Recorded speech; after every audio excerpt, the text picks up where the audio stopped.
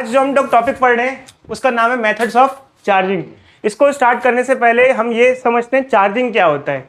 Charging का मतलब क्या होता है बच्चे, चार्ज को एक बॉडी से अगर हम दूसरी बॉडी में ट्रांसफर करते हैं इसे कहते हैं चार्जिंग। इधर देखो बच्चे, अगर चार्ज एक जगह से दूसरी जगह ट्रांसफर हो रहा होता है इसे कहते हैं चार्जिंग। तो देखो बच्चे, वैसे तो चार्जिंग एक बहुत डिटेल में पूरी की पूरी फिजिक्स में इंक्लूड होता है, बट अभी जो हम लोग चार्जिंग के बारे में डिस्कस कर रहे हैं वो हम काफ़ी बेसिक आइडिया ही डिस्कस करेंगे। चार्जिंग का मतलब चार्ज का ट्रांसफर। चार्जिंग का मतलब क्या होता है? Charge transfer. ठीक है, अब तीन मेथड्स हैं बच्चे जो हम लोग ऑर्डिनरी वे में पढ़ते हैं। First is conduction,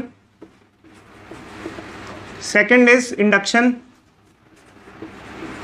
and third is friction. ये तीन तरीके से हम बॉडीज को आमतौर पे चार्ज करते हैं। अब कई बार बच्चे ये ध्यान रखना बच्चे, जब भी हम पढ़ाई करेंगे ना तो ये नहीं है कि सिर्फ इतना ही है, हमारे सिलेबस में इतना डोमेन है। ध्यान रखना, कई चीज़ें ऐसी होती हैं जिसमें और भी कुछ बाहर पढ़ने को आपको मिल सकता है या आगे मिलेगा, बट फिलहाल हमारी रिक्वायरमेंट के हिसाब से ये टॉपिक क्या है, सफिशिएंट है। तो तीन तरीके से हम बॉडी को चार्ज कर सकते हैं, कंडक्शन, इंडक्शन और फ्रिक्शन। इसमें से सबसे बेसिक होता है कंडक्शन। जो कंडक्शन मेथड होता है वो बेसिकली बच्चों आमतौर पे कंडक्टर्स के लिए, मेटल्स के लिए यूज किया जाता है। मेटल्स कंडक्टर्स के लिए यूज किया जाता है। चार्जिंग का मतलब क्या होता है, जैसे मान लो एक बॉडी अनचार्ज्ड है। अनचार्ज बॉडी का मतलब क्या होता है, कोई बच्चा बताएगा? What is meaning of uncharged body? मतलब न्यूट्रल है, मतलब उसमें पहले से जितना पॉजिटिव चार्ज है उतना ही नेगेटिव चार्ज है और आमतौर पे न्यूट्रल है। मान लो एक मेटल का स्फीयर है, ये आयरन का स्फीयर है, स्फीयर ऑफ आयरन। एक आयरन का स्फीयर है, कोई भी मेटल का स्फीयर है, कॉपर का या फिर कोई भी मेटल का स्फीयर है, अभी अनचार्ज है। आपको क्या करना है, चार्ज का ट्रांसफर करना है। मान लो एक बॉडी है, ये दूसरा स्फीयर है और ये आइडेंटिकल है। क्या है? आइडेंटिकल। आइडेंटिकल का मतलब क्या होता है बच्चों? सेम है। अब इस पे चार्ज है, मान लो इस पे नेगेटिव चार्ज है, मान लो इस पे -10 कूलम चार्ज है। तो आप चाहते हो कि इस स्फीयर से इसमें चार्ज ट्रांसफर हो जाए, क्योंकि इसके पास चार्ज है, इस पे चार्ज नहीं है। तो अब दो तरीके हैं, या तो आप इसे कंडक्टिंग वायर से कनेक्ट कर दो। किससे कनेक्ट कर दो?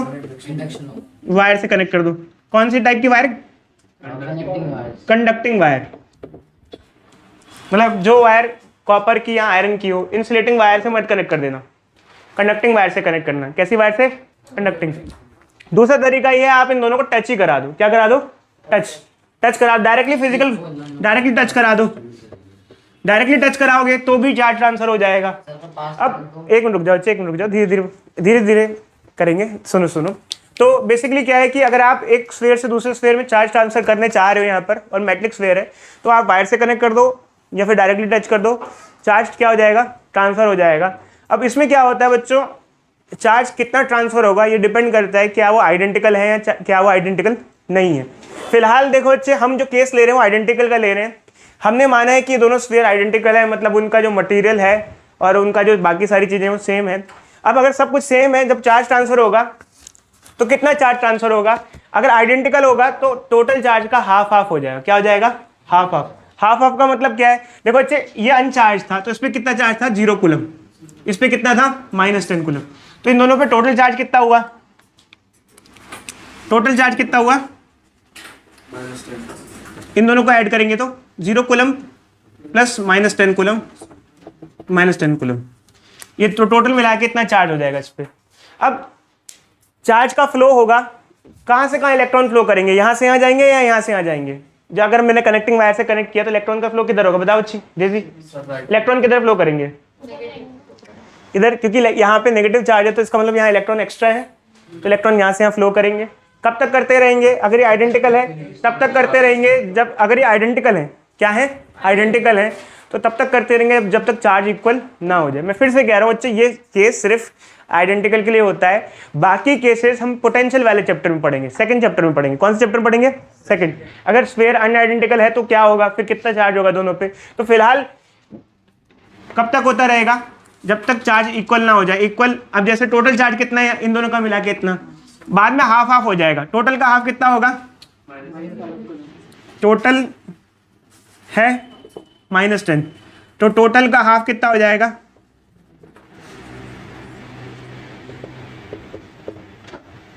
-5 कूलम। तो थोड़ी देर बाद आप देखोगे तो इन दोनों पे जो चार्ज होगा, इस पे चार्ज क्या हो जाएगा आफ्टर सम टाइम, -5 कूलम, और इस पे भी क्या हो जाएगा, -5 कूलम, और उसके बाद चार्ज शेयरिंग बंद हो जाएगी। क्या हो जाएगी, चार्ज शेयरिंग स्टॉप हो जाएगी और चार्ज शेयर नहीं होगा। अब क्वेश्चन ये है कि क्या ये इंसुलेटिंग बॉडी के लिए पॉसिबल है। देखो बच्चे, दो टाइप के मटेरियल होते हैं, एक होते हैं कंडक्टिंग बॉडीज और एक होती है इंसुलेटिंग बॉडी।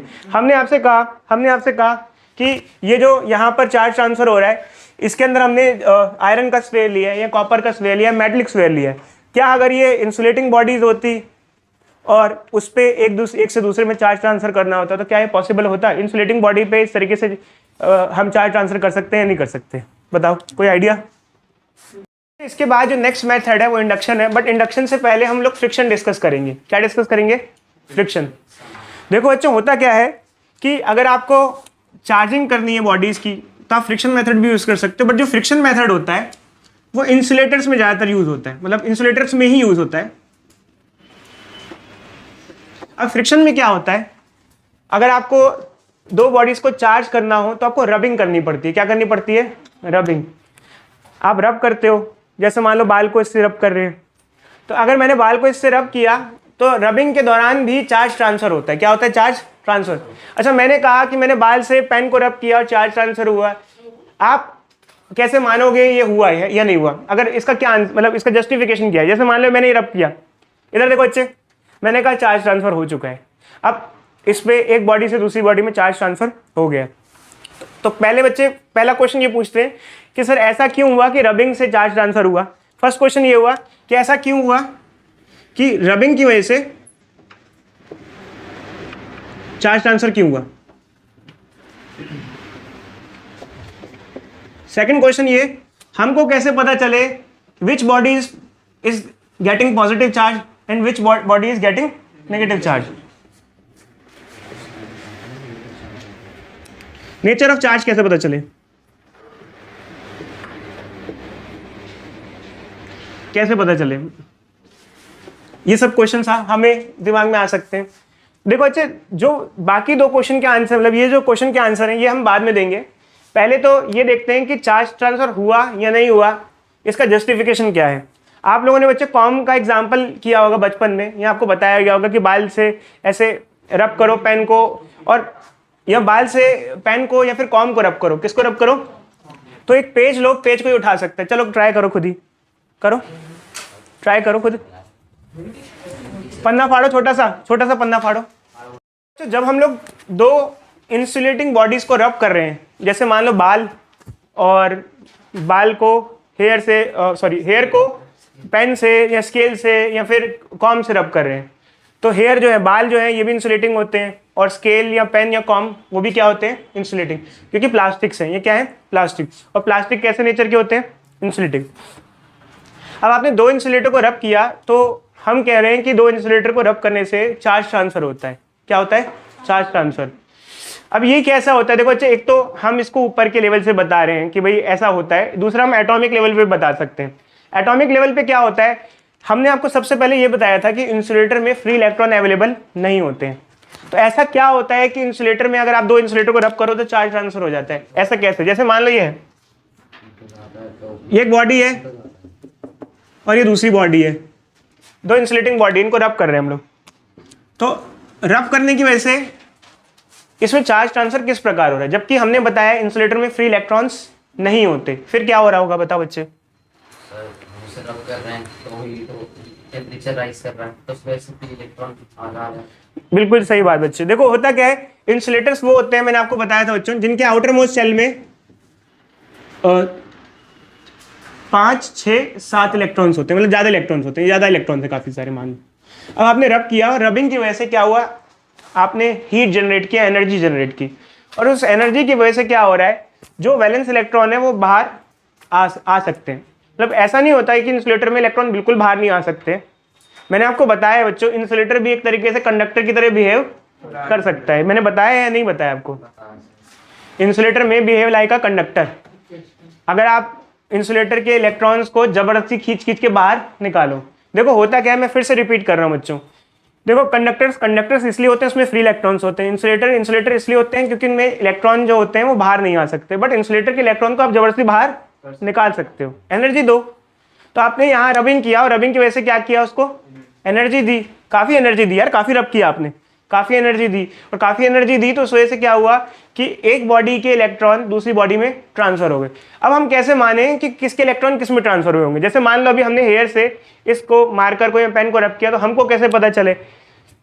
देखो बच्चे, होता क्या है कि यहाँ पर एक पेयर हुआ, जैसे एक हुआ पेन और एक हुआ हेयर, ये क्या हुआ, एक पेयर हुआ। अब इस पेयर में दो चीजें आ गई, एक हेयर और एक पेन। इसमें से जिसके इलेक्ट्रॉन इजीली लूज हो सकते हैं वो पहले इलेक्ट्रॉन छोड़ देगा। जैसे मान लो हमको, मेरे को फिलहाल नहीं पता कि कौन छोड़ता है, वैसे बुक में लिखा हुआ है। अगर आप किसी प्रदीप वगैरह की बुक उठाओगे तो उसमें पेयर में लिखा हुआ है कि इसमें ये इलेक्ट्रॉन लूज करता है, इसमें ये इलेक्ट्रॉन लूज करता है। बट जैसे मान लो हमारे पास ये पेन है और हेयर है, तो जिसकी इलेक्ट्रॉन लूज करने की टेंडेंसी आसान होगी, जो आसानी से इलेक्ट्रॉन लूज कर सकता है, वो इलेक्ट्रॉन लूज कर देगा। और हमेशा ऐसा नहीं है कि एक ही लूज करेगा। अब जैसे मान लो पेयर चेंज कर दो, क्या चेंज कर दो, पेयर। अभी आपने पेन और हेयर यूज किए, मान लो पेन ने इलेक्ट्रॉन लूज किए और आप पेन के साथ कोई और पेयर यूज करो, तो हो सकता है उस केस में क्या हो कि उल्टा हो, वो दूसरा इलेक्ट्रॉन दे रहा हो। तो वैसे ये हमारे लिए कोई एग्जामिनेशन के लिए इंपॉर्टेंट नहीं है। तो इलेक्ट्रॉन कोई भी लूज कर सकता है, और ऑब्वियसली बात है एक बॉडी लूज करेगी तो दूसरी बॉडी इलेक्ट्रॉन क्या कर लेगी, गेन कर लेगी।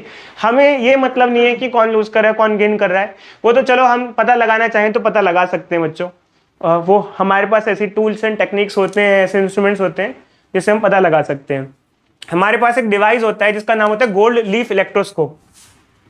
गोल्ड लीफ इलेक्ट्रोस्कोप, इसके बारे में हम पहले डिटेल में पढ़ाते थे, मतलब मैं पढ़ाता था काफ़ी ज़्यादा, इसका फिगर वगैरह भी पढ़ाता था। बट अब देखो फिलहाल मेरे को लगता नहीं है कि इस साल से, मतलब पिछले साल से कुछ रिक्वायरमेंट्स हैं। ये एक डिवाइस ऐसा होता है जो चार्ज का नेचर और चार्ज की क्वांटिटी डिटरमाइन कर सकता है। तो नोट्स में बच्चों आपको लिखा हुआ मिल जाएगा, तो आपको ज़्यादा लिखने की कोई जरूरत नहीं है। Gold leaf electroscope is a device which can measure the nature and quantity of charges का आपको एस्टिमेशन दे देता है। तो अब कौन सी बॉडी इलेक्ट्रॉन ट्रांसफर करी और कौन सी बॉडी इलेक्ट्रॉन गेन करी हमारे लिए इंपॉर्टेंट नहीं है। अच्छा अब आगे बताओ, ये ठीक है, यहाँ तक तो हमें समझ में आ गया कि हमने इसको रब किया बाल से। अब यहाँ तक कहानी खत्म हो गई। अब पेज की कहानी कैसे आ गई, पन्ना क्यों खींच रहा है ये बताओ। मैंने बाल से इसको रब किया, अब पेज का तो कोई मतलब था, पेज का तो कोई मतलब नहीं था ना। मैंने बाल से पेन को रब किया, एक बॉडी ने नेगेटिव चार्ज ट्रांसफर किया और एक ने इसे गेन कर लिया, एक ने नेगेटिव चार्ज छोड़ा और एक ने उसको गेन कर लिया। चलो मान लेते हैं कि इसने नेगेटिव चार्ज गेन कर लिया और बाल ने नेगेटिव चार्ज इसको दे दिया। बट अब पेज को इसके पास लाने से पेज क्यों इसके साथ अट्रैक्ट हो रहा है, पन्ने से इसका क्या लेना देना ये बताएगा। एक मिनट रुक जाओ, जिसे पूछेंगे बताएगा। हाँ बच्चों अब ट्राई करो, बताओ। जैसे मान लो लेट अस टेक, ये हो गया नेगेटिव चार्ज, या फिर मान लो नेगेटिव मान लो, कुछ भी पॉजिटिव मान लो, चलो कुछ भी मान सकते हो आप, फिलहाल हमको नहीं पता क्या हो रहा है। अब हमने बाल से इसको अलग कर लिया, अब बाल से इसका कोई लेना देना नहीं है पेन का। अब पेन को हम, ये पेज है, इसके पास ले गए, तो ऐसा पेज जो पेपर है उससे खिंच क्यों रहा है?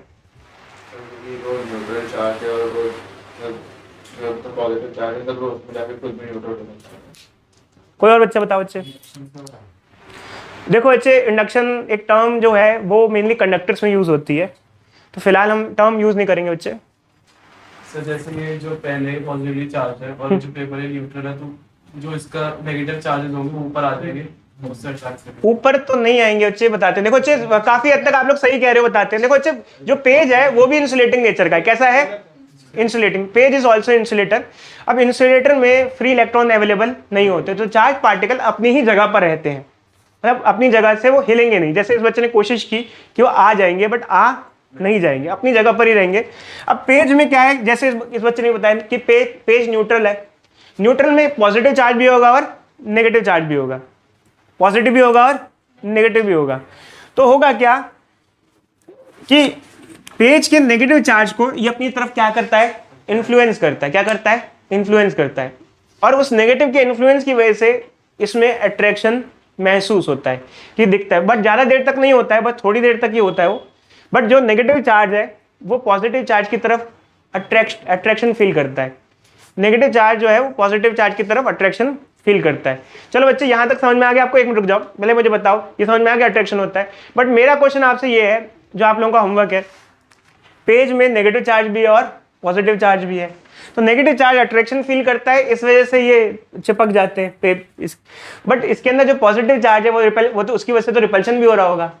तो उसका क्या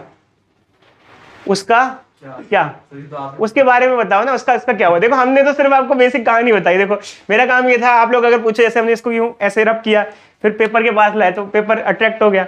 बट आप देखो नेगेटिव चार्ज था, इसमें नेगेटिव चार्ज भी होगा, इसमें क्या होगा, पॉजिटिव चार्ज भी होगा। नेगेटिव चार्ज की वजह से अट्रैक्शन होगा, तो पॉजिटिव चार्ज की वजह से क्या होगा, पार्टिसिपेट ही नहीं करते ना, लेकिन इलेक्ट्रॉन्स करते। तो देखो अच्छे एक काम है, ये आपका होमवर्क है। और एक्चुअल में क्या होगा, अट्रैक्शन भी होता है और बाद में रिपल्शन भी होता है।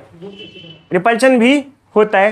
एक काम करो, होमवर्क है आपका, ये पढ़ के आना कि नेगेटिव चार्ज तो अट्रैक्ट हो रहे हैं, अट्रैक्शन दिख रहा है, बट रिपल्शन दिखेगा या नहीं दिखेगा, और दिखेगा तो कब दिखेगा, कैसे दिखेगा, इसके बारे में आप लोग सोच थोड़ा पढ़ना। जो हमारा लास्ट क्वेश्चन का आंसर था उसके अंदर हमने कहा था जब हम टू स्टोन्स को रब कर रहे हैं तो उसमें जो स्पार्किंग प्रोड्यूस हो रही है उसका जो बेसिक कारण है वो इलेक्ट्रोस्टैटिक्स है। क्योंकि बेसिकली जब हम रबिंग करते हैं तो फ्रिक्शन फोर्स लगता है, और फ्रिक्शन फोर्स जो होता है वो इलेक्ट्रोस्टैटिक फोर्स की वजह से ही आता है, क्योंकि उसमें चार्ज ट्रांसफर होते हैं, और चार्ज ट्रांसफर होंगे तो इलेक्ट्रिसिटी होगी। अब अगर आप दो परफेक्टली स्मूथ सरफेस लेते हो तो उसमें फ्रिक्शन सबसे ज़्यादा होगा, क्योंकि जितना परफेक्ट स्मूथ होगा उतना एरिया ऑफ कॉन्टैक्ट क्या होगा, ज़्यादा होगा, और एरिया ऑफ कॉन्टैक्ट ज़्यादा होगा तो फ्रिक्शन क्या होगा, ज़्यादा होगा। अब अगर रही बात स्पार्किंग की, स्पार्किंग लाइट क्यों दिखती है आपको, उसका कारण क्या होता है, जब इलेक्ट्रॉन चलते हैं ना तो मैंने आपको बताया था कि वो मॉलिक्यूल से टकराते हैं। किससे टकराते हैं, मॉलिक्यूल से। और मॉलिक्यूल से टकराते हैं तो कई बार मॉलिक्यूल को आयनाइज कर देते हैं। क्या कर देते हैं, आयनाइज। खैर देखो अच्छे, जो मॉलिक्यूल की आयनाइजेशन वगैरह होती है, मैं फिर से कह रहा हूँ, मैं उस लेवल तक फिर नहीं जाऊँगा क्योंकि हमको बहुत लिमिट रखना है अपने आप को। मैं आपको इसके बारे में एक विकीपीडिया का पेज ग्रुप पे भेज दूंगा ताकि आप लोग देख लेना कि क्या प्रोसेस होता है। समझ में आ गया बच्चों, आइडिया आप लोगों को? ठीक है, आगे समझ में आपको चार्जिंग बाय फ्रिक्शन। बच्चों next method of charging is charging by induction. Charging by induction is mainly used in conducting bodies, conductors. अब इसमें क्या होता है बच्चों, हम आपको थोड़ा सा बताते हैं। मैं फिर से कहूँगा ये भी एग्जामिनेशन के लिए उतना इंपॉर्टेंट नहीं है, बट आप समझ लो क्या है, बस मेथड आपको पता होना चाहिए। देखो बच्चों इंडक्शन में होता क्या है हम आपको बताते हैं। जैसे मान लो एक बॉडी है हमारे पास, एक स्फीयर है, ये न्यूट्रल स्फीयर है। न्यूट्रल मतलब क्या है, इस पे जितना पॉजिटिव चार्ज है उतना ही नेगेटिव चार्ज है। हम इसको चार्ज करना चाहते हैं तो इंडक्शन एक मेथड होता है जिसमें कोई फिजिकल कांटेक्ट नहीं होता, नो फिजिकल कांटेक्ट। एक बॉडी से दूसरी बॉडी को चार्ज ट्रांसफर करोगे, बट चार्ज ट्रांसफर तो होगा बट फिजिकल कांटेक्ट नहीं होगा। अब चार्ज ट्रांसफर करना है तो ये एक बॉडी है, अनचार्ज है, इसको आपको चार्ज करना है, और दूसरी कोई बॉडी होगी, ये चार्ज बॉडी होगी। मान लो ये पॉजिटिव चार्ज भी हो सकती है और नेगेटिव भी हो सकती है। तो क्या माने, पॉजिटिव माने नेगेटिव माने, नेगेटिव मान लो, चलो कोई भी बॉडी है ऐसे नेगेटिव चार्ज है ये। अब हम चाहते हैं कि ये बॉडी, ये चार्ज बॉडी है और ये अनचार्ज बॉडी है। अब ये बॉडी चार्ज हो जाए, क्या हो जाए, चार्ज। तो देखो जैसे ही इस अनचार्ज बॉडी के पास एक चार्ज बॉडी ला के रखेंगे तो एक इंडक्शन का फिनोमेना देखने को मिलेगा। इंडक्शन का फिनोमेना क्या होता है, देखो मैंने आपको बताया था जो मेटल्स में क्या होता है, मेटल्स और कंडक्टर्स जो होते हैं उनमें क्या होता है, फ्री इलेक्ट्रॉन्स होते हैं। क्या होते हैं, फ्री इलेक्ट्रॉन। कंडक्टर्स एक ऐसा मोहल्ला है जिसके अंदर गली के बच्चे उधर रैंडमली घूम रहे होते हैं, मतलब मौज मस्ती कर रहे होते हैं, घर में नहीं रह रहे होते हैं, बाहर घूम रहे होते हैं। अब इलेक्ट्रॉन रैंडमली इधर उधर घूमते रहते हैं, ये आइटम्स हैं और इलेक्ट्रॉन रैंडमली घूम रहे हैं, रैंडम मोशन ऑफ इलेक्ट्रॉन्स। ठीक है, अब जैसे ही क्या होगा, वो जो इलेक्ट्रॉन जब घूम रहे होंगे इधर उधर, तो यहाँ पर नेगेटिव चार्ज आया तो नेगेटिव जो इलेक्ट्रॉन थे उनको इसके साथ रिपल्शन होगा। क्या होगा, रिपल्शन। तो इस नेगेटिव को देख के वो दूर भाग जाएंगे। क्या हो जाएगा, दूर। क्योंकि हम लोगों ने बच्चों अपनी छोटी क्लास में पढ़ा है नेगेटिव नेगेटिव और पॉजिटिव पॉजिटिव, जो कि लाइक चार्जेस होते हैं वो रिपेल करते हैं, और अनलाइक चार्ज क्या करते हैं, अट्रैक्ट करते हैं। समझे बच्चे? तो ये नेगेटिव जो है, जो इलेक्ट्रॉन इधर उधर तफरी कर रहे थे, घूम फिर रहे थे, मौज मस्ती कर रहे थे, वो इस नेगेटिव को देख के क्या हो गए? रिपेल हो गए, दूर भाग गए। ये कंडक्टर्स में पॉसिबल है, इंसुलेटर में पॉसिबल नहीं है, क्योंकि इंसुलेटर में इलेक्ट्रॉन फ्री होते ही नहीं है। जब फ्री नहीं होंगे तो घूमेंगे कहाँ, और घूमेंगे कहाँ तो भागेंगे कहाँ। आई बात समझ में? जब होली का टाइम होता था तो हमारी गली में, जब छोटा था तो हमारी गली में सब सेम एज के बच्चे थे, मैं, मेरा भाई और अड़ोस पड़ोस के, तो हम लोग गुब्बारे मार के भागा करते थे ऐसे। मतलब जब कोई सड़क पे जा रहा होता था जान पहचान का, उसको गुब्बारा मार दिया करते थे। हाँ बच्चे, छत के ऊपर से नहीं, खुलेआम रोड पे, ठीक है। अरे गाली नहीं बच्चे, नहीं हम सबको मारते थे। छोटी होली के दिन तो पक्की बात है, किसी को नहीं छोड़ते थे। बट फिर अगर कोई गुब्बारे वाली गैंग आ जाती थी ना, तो हम सारे के सारे भाग जाते थे बेसिकली, क्योंकि वो बच्चे होते थे, उनके पास गुब्बारे भी होते थे, उनके पास ग्रीस भी होती थी, उनके पास रंग भी होते थे, तो हम भाग जाते थे। तो सेम सिचुएशन ये है कि इलेक्ट्रॉन इधर उधर तो घूम रहे हैं गली मोहल्ले के बच्चे की तरफ, बट जब वो दूसरे इलेक्ट्रॉन को देखेंगे तो उससे क्या हो जाएंगे? रिपेल हो जाएंगे। अब रिपेल हो जाएंगे तो जब इधर इलेक्ट्रॉन, यहाँ के इलेक्ट्रॉन इधर आ गए, तो ये साइड अपने आप क्या हो जाएगी? पॉजिटिव हो जाएगी। कई बच्चे कहते हैं इधर पॉजिटिव चार्ज आएगा, ऐसा बोलना सही नहीं है। पॉजिटिव चार्ज आएगा नहीं, नेगेटिव के जाने से ही अपने आप क्या हो जाएगा? पॉजिटिव हो जाएगा। आई बात समझ? अगर इलेक्ट्रॉन चले जाएंगे तो वो हिस्सा अपने आप क्या हो जाएगा? पॉजिटिव हो जाएगा। वो इधर उधर घूम रहे हैं बच्चे, जैसे गली मोहल्ले में बच्चे घूम रहे होते हैं ना सड़कों पे, वैसे इलेक्ट्रॉन किसके अंदर? इसके अंदर आए ट्रांसफर बच्चे। कंडक्शन आपने इसको कैसे भी किया होगा, कंडक्शन से चार्ज ट्रांसफर किया होगा, किसी भी मेथड से किया होगा, कोई भी मेथड से आपने चार्ज ट्रांसफर शायद किया हो, इसको किसी ने किसी मेथड से किया हो, ठीक है। अब जैसे मान लो अब यहाँ पर आ गए, अब हम चाहते हैं ये हमारा स्टेप 1 होगा, यहाँ फर्स्ट स्टेप। अब हम चाहते हैं कि ये जो अनचार्ज स्फीयर है ये चार्ज हो जाए। मान लेते हैं कि हम चाहते हैं पॉजिटिव चार्ज हो जाए। कैसा चार्ज हो जाए? पॉजिटिव। तो हम क्या करेंगे बच्चों, हम चाहेंगे कि अगर ये पॉजिटिव चार्ज हो जाए तो हम इसके नेगेटिव चार्ज को हटाना चाहेंगे। हम चाहेंगे कि इसका नेगेटिव चार्ज यहाँ से हट जाए। तो इसके लिए हम क्या करेंगे,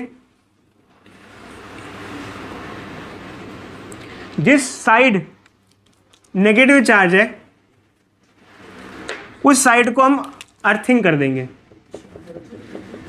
अर्थिंग का मतलब क्या होता है? अर्थ से वायर को अर्थ में, जमीन में ले जाते हैं, इसे कहते हैं अर्थिंग। घरों में भी तो करते हैं ना अर्थिंग, घरों में भी अर्थिंग करते हैं। चलो बच्चे सबसे पहले क्वेश्चन पूछते हैं, यहाँ पे भी आ गए, घर में भी पूछते हैं। घर में ना 3 वायर होती हैं, एक होती है लाइव, एक होती है न्यूट्रल, एक होती है earth, red, black and green. Earthing की वायर क्यों दी हुई होती है ये बताएगा अंक। रुक जाओ बच्चे, अंक बताओ बच्चे। Why green wire is provided in our socket system. थोड़ा आइडिया कुछ? चलो बच्चे कोई नहीं, हम जल्दी पूछते हैं। बताओ बच्ची, बताओ बच्चे। देखो बच्चे, इस बच्चे के अनुसार ये है कि इसने कहा अर्थिंग की वायर इसलिए दी जाती है ताकि एक्सेस चार्ज चला जाए। चलो पहली बात ये करते हैं, एक्सेस चार्ज कहाँ से आया? बताओ जस्ट, एक्सेस चार्ज कहाँ से आया? बताओ बच्चे अमन, एक्सेस चार्ज कहाँ से आया? जा तो वहां से कैसे आया? मतलब वहां से गड़बड़ हो गई क्या? कुछ हो गया? देखो हम बताते हैं बच्चे, सुनो। आप लोगों को ने ना अर्थिंग पढ़ा है, बट आप लोगों को पता नहीं क्या होता है। सुनो, मान लो एक मैं वॉशिंग मशीन खरीद के लाया मार्केट से, अच्छी खासी। 3 वायर की कोई जरूरत नहीं है, 2 वायर की जरूरत होती है, रेड और ब्लैक। अब रेड और ब्लैक वायर इसके अंदर सर्किट में लगी हुई है अच्छी खासी, रेड और ब्लैक। रेड वायर गलती से कहीं से कट गई, गलती से कहीं से कट गई, और कट गई और मेटल की बॉडी से छू गई, कट गई और मेटल की बॉडी से छू गई। अब क्या होगा? जैसे मान लो यहाँ से एक वायर जा रही है, ये वायर जा रही है मान लो यहाँ से, और उसमें रेड वायर कटी हुई है और यहाँ से टच कर रही है। अब मैं इसको छूंगा तो मुझे क्या लगेगा? करंट लगेगा। समझ में आया?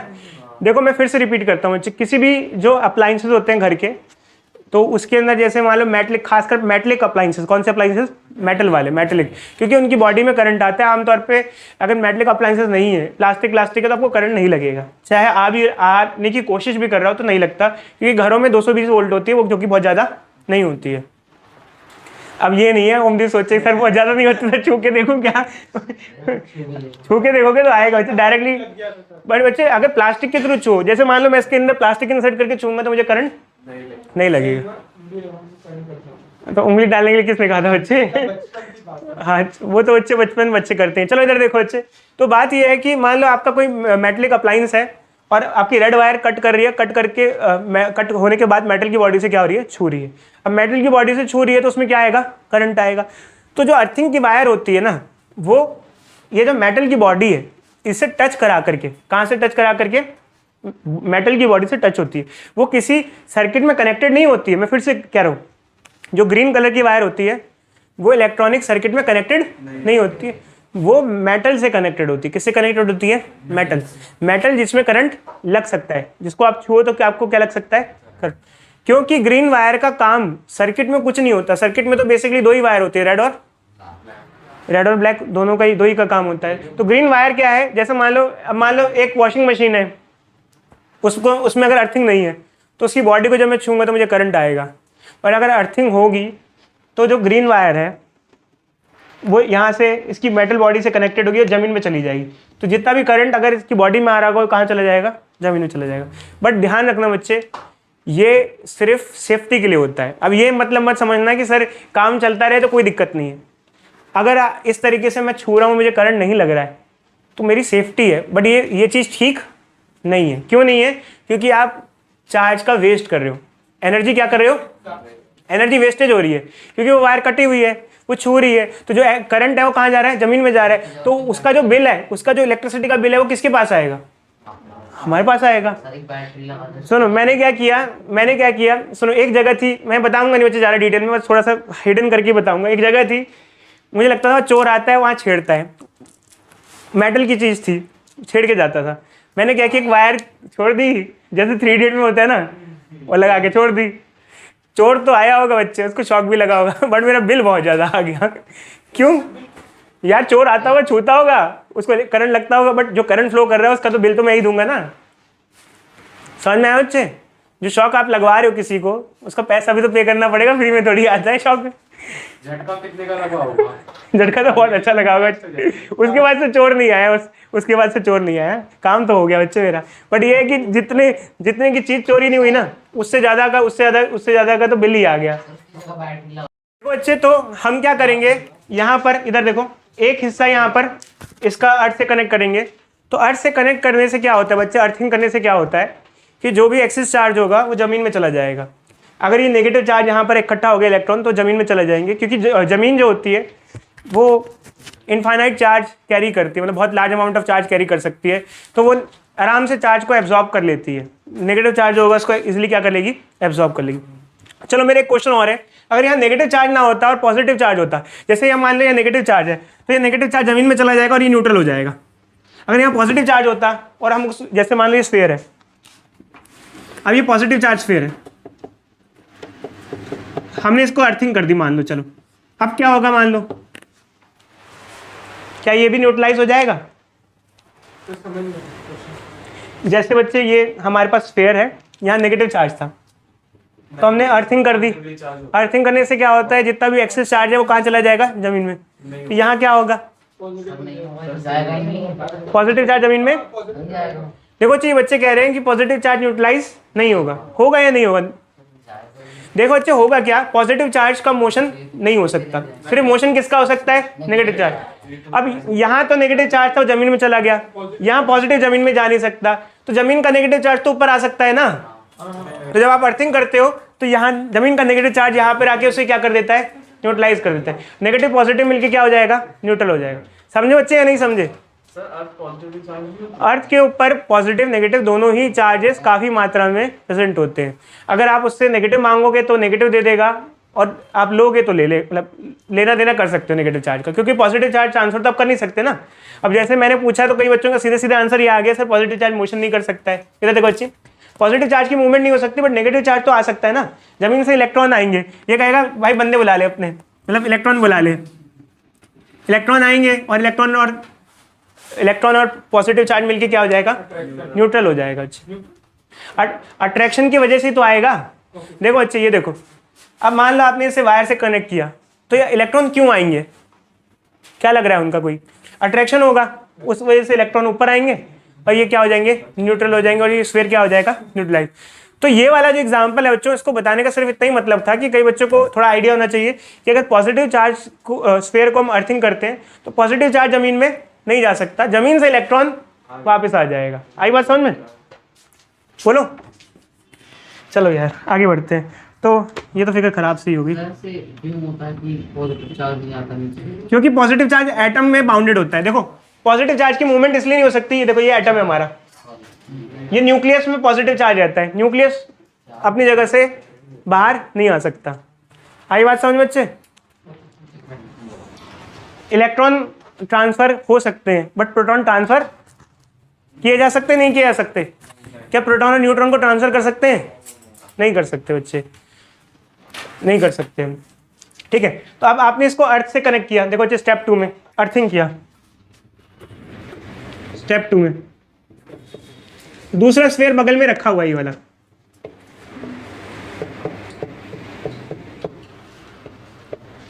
अब क्या होगा, ये जितना भी एक्सेस चार्ज है इलेक्ट्रॉन है वो कहाँ चले जाएंगे?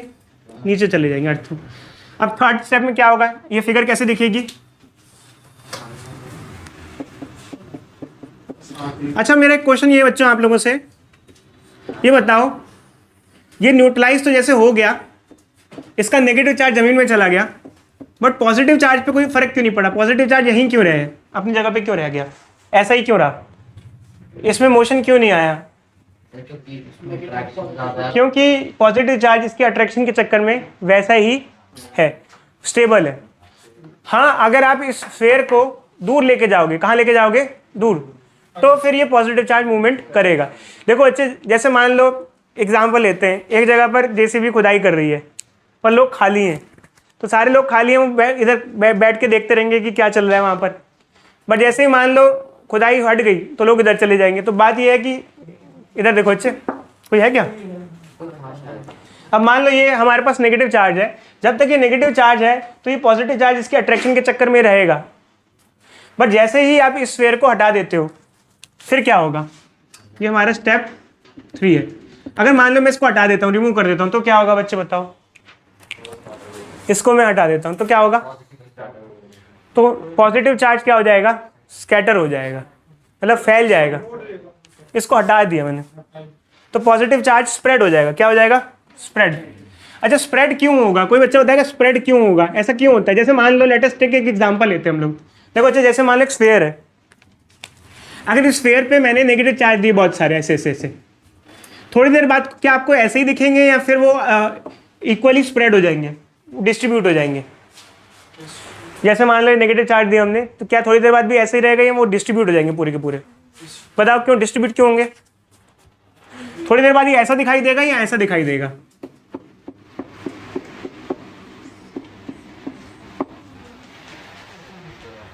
ये ऐसा ही रहेगा या ऐसा हो जाएगा? नहीं नहीं, इसके बारे में पूछें पहले, ये बताओ। ये एक सिचुएशन थी, हमने यहाँ पर चार्ज दिए नेगेटिव बहुत सारे, क्या थोड़ी देर बाद वो ऐसे ही रहेंगे या फिर ऐसे हो जाएंगे, डिस्ट्रीब्यूट हो जाएंगे? डिस्ट्रीब्यूट नहीं होंगे। कोई बच्चा कह रहा है जो डिस्ट्रीब्यूट हो जाएगा, कोई समर्थन करता हो? देखो बच्चे होता क्या है, इलेक्ट्रॉन इलेक्ट्रॉन एक दूसरे का दुश्मन है और वो एक दूसरे का गला दबाने लग जाएंगे, अगल बगल में रहेंगे तो एक दूसरे को क्या करेंगे? रिपेल करेंगे। क्या करेंगे? रिपेल। लात जूते चलाएंगे, इसलिए इधर देखो अच्छे, इसलिए दूर हो जाएंगे एक दूसरे से। क्या हो जाएंगे? दूर हो जाएंगे।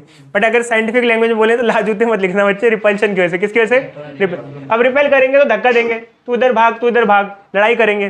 जैसे मान लो आपके घर में आपका कोई छोटा भाई है छोटा बहन हो, आप लोग लड़ते हो तो फैमिली वाले क्या आपको एक ही रूम में रख देते हैं या फिर अलग अलग कर देते हैं? एक ही में डाल देते कि अपनी बात है। एक ही में डाल देते हैं और मारो पीट।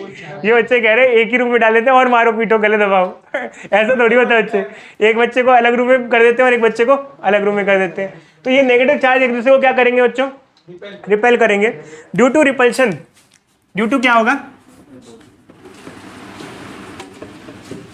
ये सारी चीजें बच्चे काम आएंगी हमारी। ये इक्वली डिस्ट्रीब्यूट हो जाएगा। क्या हो जाएगा? इक्वली डिस्ट्रीब्यूट हो जाएगा, चाहे माइनस हो चाहे पॉजिटिव, वो भी बताएंगे। पहले मुझे बताओ इसमें समझ में आया ये ऐसा हो जाएगा? क्यों समझ में आया? बिकॉज नेगेटिव नेगेटिव एक दूसरे को क्या करेंगे? रिपेल करेंगे। रिपेल की वजह से दूर होते जाएंगे, एक दूसरे से क्या हो जाएंगे? दूर। दोस्ती होती है तो पास रहते हैं, दुश्मनी होती है तो क्या हो जाते हैं? लोग दूर हो जाते हैं। कोई दुश्मन के बगल में बैठना थोड़ी पसंद करता है, क्या होगा बच्चे, दुश्मन है क्या आपका वो? नहीं सर दोस्त है तो ठीक है बच्चे, समझ में आया? ड्यू टू रिपल्शन, रिपल्शन हो जाएगा तो क्या हो जाएंगे, दूर हो जाएंगे। सब नहीं हो गए नोट्स में बच्चे। सर नोट्स दे दो फिर।